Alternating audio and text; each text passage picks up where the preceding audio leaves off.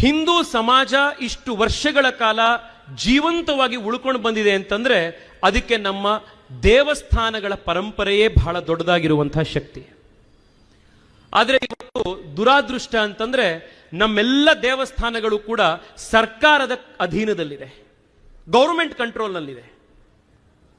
ನಾವಿವತ್ತು ನಮ್ಮ ದೇವಸ್ಥಾನದಲ್ಲಿ ನಮಗೆ ಬೇಕಾಗಿರುವಂತಹ ಪೂಜೆಯನ್ನು, ಅರ್ಚನೆಯನ್ನು, ಇನ್ನೊಂದನ್ನು ಮಾಡಿಸ್ಬೇಕು, ರಥೋತ್ಸವ ಮಾಡಬೇಕು ಅಂತಂದ್ರೆ ಇನ್ಯಾವುದೋ ಅಧಿಕಾರಿ, ಸರ್ಕಾರದ ಅಧಿಕಾರಿ ಹತ್ರ ಹೋಗಿ ನಾವು ಇದಕ್ಕೋಸ್ಕರ ಸ್ಯಾಂಕ್ಷನ್ ಮಾಡ್ಕೊಡಪ್ಪ ಅಂತ ಕೇಳಬೇಕಾಗಿದೆ.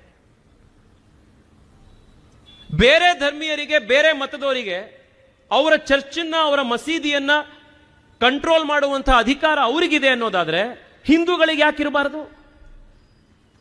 ಅವರಿಂದ ತೆಗೆದುಕೊಡಿ ಅಂತ ನಾವು ಕೇಳ್ತಾ ಇಲ್ಲ, ನಮಗೂ ಸಮಾನತೆ ಕೊಡಿ ಅಂತ ನಾವು ಕೇಳ್ತಾ ಇದ್ದೀವಿ.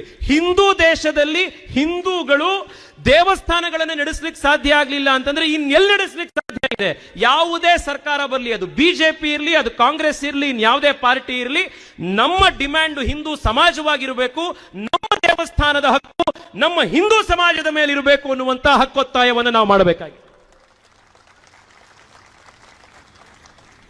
ಬಹಳ ಜವಾಬ್ದಾರಿಯಿಂದ ನಾನು ಇದನ್ನು ಹೇಳ್ತಾ ಇದ್ದೀನಿ. ನಾಳೆ ಬಿಜೆಪಿ ಸರ್ಕಾರ ಕರ್ನಾಟಕದಲ್ಲಿ ಬರುತ್ತೆ. ಬಂದಾಗ ಹಿಂದೂ ಸಮಾಜ ಮುಂದೆ ಬಂದು ನಮ್ಮ ಕರ್ನಾಟಕದ ಎಲ್ಲಾ ದೇವಸ್ಥಾನಗಳನ್ನು ಹಿಂದೂ ಸಮಾಜಕ್ಕೆ ಒಪ್ಪಿಸಿ ಅನ್ನುವಂತ ಹೋರಾಟವನ್ನು ಹಿಂದೂ ಸಮಾಜ ಕಟ್ಟಬೇಕಾಗಿದೆ. ನಾವು ಮಾಡಬೇಕಾಗಿರುವಂತಹ ಕೆಲಸ ಇದು.